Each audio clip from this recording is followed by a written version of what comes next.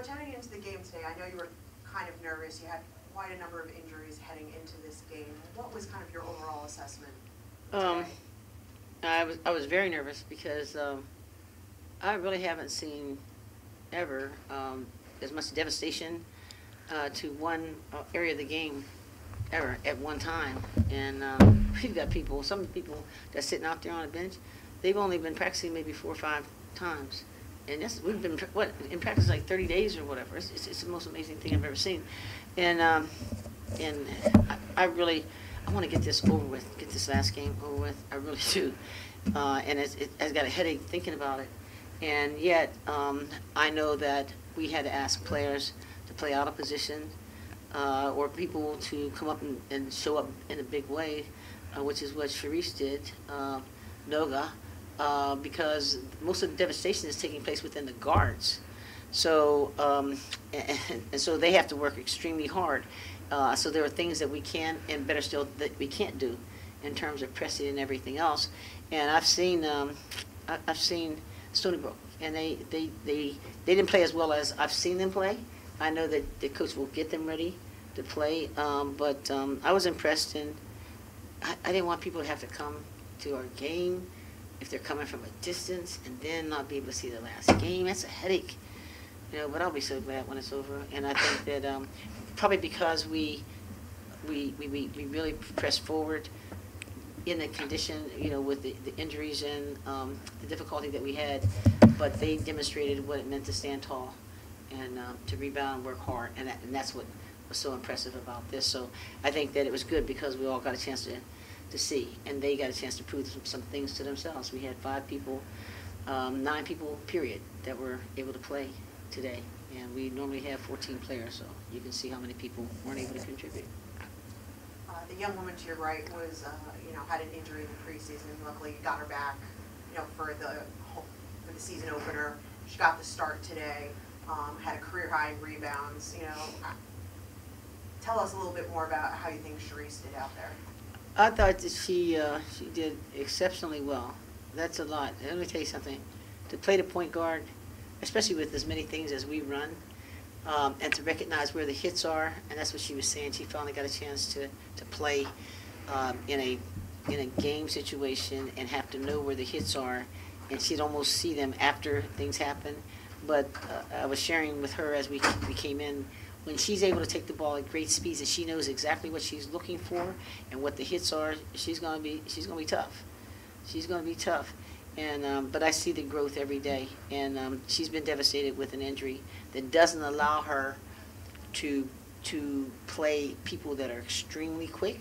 But if there's anybody on the team that is going to be able to play the quickest of the quick, it's her. You know, and that's what hurts, to see that she's hobbling right now. But, you know, it's not going to last for long. She'll be okay. Charise, you got your first start as a Scarlet. How did it feel to be out there? It felt amazing. I just know what this team was capable of. So to just be out there, to do what we did, regardless of like what we're going through early in the season, like it was just amazing. And I'm just happy to have the opportunity to learn and grow. And I feel like this was a good game to grow as a team. You seem surprised by the rebounds you got out there. I was a little surprised. It wasn't something that I came into the game like thinking about, but I'm happy that I was able to get on the boards, and I know that our bigs do a good job of boxing out, so I know a lot of them probably came from them doing their work and then me finishing off for them. Coach Stringer's got win 999. It's amazing. How is the team feeling? How excited are they to possibly give her win number 1,000?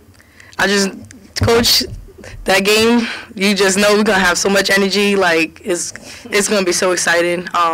She wants to get it over with. We're going to get it over with for her. Like, we're just going to have some fun with it. Do you guys have more of an excitement level for it than Coach may have for it? We probably have a much more exciting level right now, but we're going to get her excited, too. We're going to have fun together. I just try to be subdued because I need to think, and I don't want to put any more pressure on them. You know, because I just come into the games and I have a level of expectation. And then when I was thinking about that first game, I thought, you know, that was our first game. And so they're probably nervous, as I am. But the difference is they're being nervous. They have to play. There's a difference. I can sit there, you know, and make judgments, but they have to play. and that's tough. And I know that we all want to get it over with. You know, we all want to feel good about our season, what we're trying to do. So I'm glad. Can you tell me what made you come here to play for Coach Stringer? She's a legendary coach. Like, there's nothing that you can't learn from her. I seen that I had an opportunity to play one last year. Why not do it by the best? So that's why I came. Do you have any favorite stories about Coach? Coach, there's a lot of things. My favorite stories is just, it comes from her being a mother figure. Like, when we have dinners, we pray. Like, she gives us more than a coach, and that's what I appreciate most about her. Like, basketball is one thing, but she brings us further beyond. And the challenges she gives us, that's what I appreciate about Coach. Coach, you said you're not really, you want to get this over with. So there's no, do you feel an excitement level about what's going to happen? I'm trying to compartmentalize. You know, like, just trying to compartmentalize. I'm excited because I was thinking today, you know, opportunities like this don't come, for most people it doesn't come at all. So you just shouldn't be, you know, passing things by, because we all in life have had a chance to reflect on a lot of things. You're like, dang, I wish I had done this, I wish I had done that. So I do want to enjoy the game so much, and I'll take time now. I will take time to reflect because it's real. It's here. You might say, well, you should know that you guys were going to get this game. I don't know. I didn't think like that. I just think take one game at a time. Now the only game we're going to play is game 1,000. So wow, I'm looking forward to it, and I want the team to be happy and to get it done. I'm looking forward to seeing some of the staffs that I've had. You know, that's just special, and I'm excited. I'm excited. And that was my brother was here. I think like he showed up. I didn't even know he was. Today. He came in. Yeah, he was here, and I guess my sister's and that. And my sister, you're so kidding with me. She's okay. You know, you better get that game now. Come on, I ain't coming away from Iowa. It's like, okay, yeah. But no, it means everything. Do you ever think about you as your younger self or younger coach and how you've changed over the years?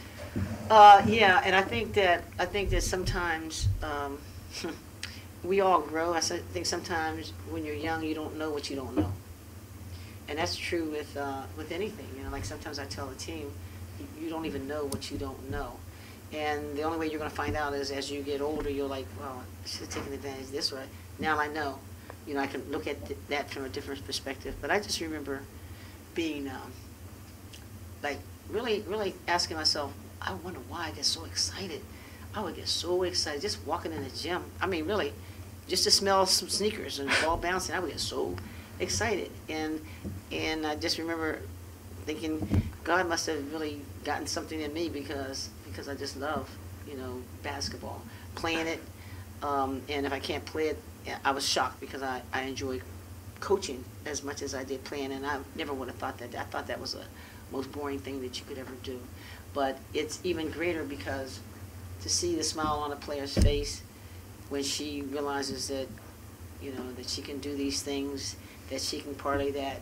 And I was just telling someone that I'm looking forward to, I really hope that we can have a sleepover at my house real soon, because I really enjoy them. This is a good group. I mean, they're genuinely a wonderful group of young ladies. So we'll dance and we'll sing, and we talked to Coach Coach Kelly, because she is a great cook. She is a great. I mean, her dishes are so good that she takes pictures of them and then she presents them on on the YouTube and things like that, right? So we were saying to her, how about we as coaches will cook dinner for our players, you know, and I mean I'll do the cleanup because I know that I'm not good, but we're gonna do some things that I just enjoy, and the coaches enjoy this group. This is a great group of young women, and so I'm hoping the best for all of us. You know, I talked to a lot of coaches who say, who've been around for a long time, and say the players have changed over the years. Have the players changed, and do you adjust your way of coaching from when you first came in to now? You know, it's interesting you said that. I think most of us would agree that players have changed. But I will say this group is a bit different. I know it sounds strange. This group is a little bit different. but players have changed, and I think some of that is because maybe the parents, the way they may, bring their players up. Things are different, like, I never got, like, I was happy to get a pair of shoes, you know what I mean?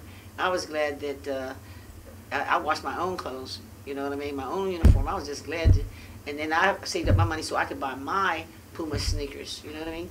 And now they have everything. They'll have everything, but on the other hand, I don't know that they have the same kind of fun, and so I don't know how to define that, because it's almost like Charise has got to bring herself into that body to know, but I just don't know if they have the same kind of fun, because there's the levels of expectation were so great, they are so great now. But the interesting thing is this: the more things change, the more they really remain the same. So it's a different, like when I look at each player, and I'll think about them, who they are, and the things that they may have gone through to get to the point where when we're sitting to eat and I'm thinking, wow, you know what I mean? No one knows. And I smile and I think, wow, I'm so proud of the way she's grown. And that person, it really does. It's beyond basketball, because they hear what I think of them, and I make those corrections or statements there on the floor. But I'm talking about who they are as young people, and the hopes and the dreams that we have as coaches. And I'll give you one little story. One of our assistant coaches had an opportunity to take a job at another school, and he took a $30,000 cut. He could have gotten $30,000 more, and he's a young guy, just getting started, and he chose not to take that job. I know the job was offered to him, right? And so when I was so afraid that he was going to take it, but yet I couldn't deny him, because he could have gone right into become an assistant coach. It is hard to become an assistant coach. He's bright enough, and he certainly deserves that. But he said to me, I was thinking about that coach, and I won't say the person's name, but he was just saying, this player just made me so proud when I watched her growth. He said, because I realized that we're not just dealing with them as basketball players, we're dealing with them as people. And I'm so happy to see her growth, because I remember her when she came in. And I thought, wow, you don't find, that. So I feel fortunate to be a part of quality assistant coaches that genuinely care, and quality assistants. So that goes for Brian and Will and Heidi and everybody else. So we are fortunate, because we've got a great family unit. Do you think about what you'll do to celebrate after the 1,000 win? What am I going to do? No, I think we have a game. We're gonna hug each other and laugh and look forward to getting on the road and getting down to where's we going to somewhere? Charlotte. Oh, is that where we go next? That's one of the, yeah. Charlotte Friday. Thank you for telling me. You know what? I take one game at a time. In fact, I've been known to get up to the airport and say, could you look at my itinerary and see where am I going? And they'll say Portland. One time, there's a Portland, Maine too, right, in Portland, Oregon. And they would say, well, you're going to Portland, Oregon, or Portland, Maine? That's a good question, but no, but yeah, I can't wait, because I was thinking, now if we didn't win that game, I didn't even know when we played the next home game. It was quite some time, right? It'll be Sunday, Albany's the 18th. Oh, is that right? Yeah. So. I'm just glad it's over, and I'm grateful. Now it makes me reflect on the many players, the many coaches, the many administrators, the many universities, and I think it's more than a word, it's just been really blessed, because I've had great people that genuinely have cared about me and my husband and the children, our family, and that's not always the case. And so I'm grateful. I'm really grateful. And everybody doesn't get a chance to do that. I hope you're doing what you like. If you get happy every day and you say, man, I'd pay you to be able to cover sports stories or something, then you've reached something special. But I don't know how many people can genuinely say that. You know what I mean? They go to work because they have to. They have the bills. But I know that I would pay somebody. I love what I do. And you know, and listen to this. I was listening to Nancy Pelosi last night on CNN, right? Jay Tapper was asking her a question. So he said something like, are you going to be the House Speaker? And she said, yes, 100%. And then he said, who needs that headache?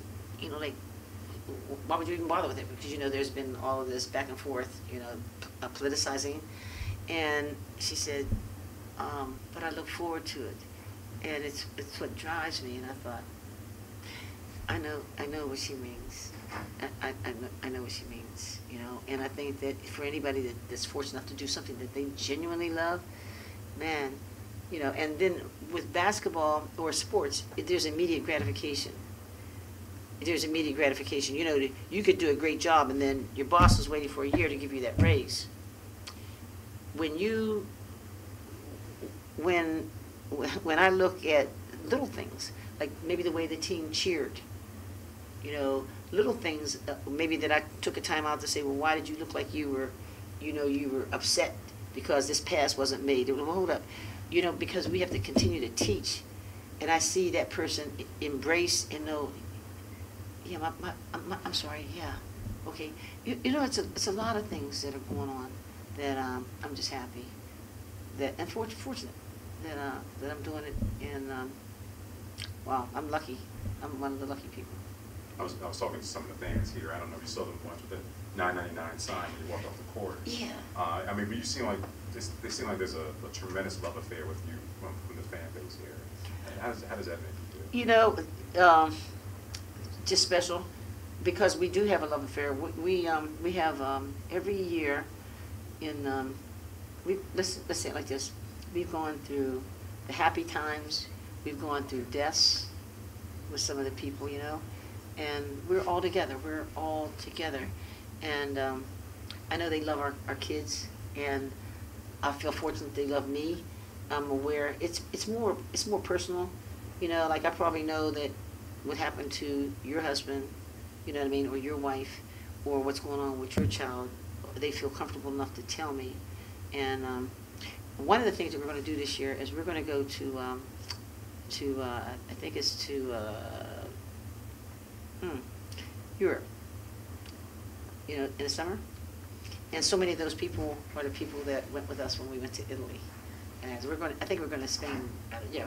So I felt like, yeah, these are people that sometimes I'll say something to them that I know that I wouldn't say normally, but I feel like I can trust them, you know, and I'll tell them things, and I feel like that's my friends, because I really don't have a lot of friends. My team are my friends, and I don't think people realize that. My family, you know, with Nina and my 2 sons, and they're both married. So now it's like, who do I speak to? Who do I talk to that's anywhere close to my age? You know what I mean? And so, and you're so busy that you don't have a chance to establish relationships. You know, you just see people in the summer, or you see them in a gym, you know, and so they are people that I care about, and I sense that they care about me as well, and so I tend to share things, and it's good. It's good. They're good people, and I feel fortunate to know them.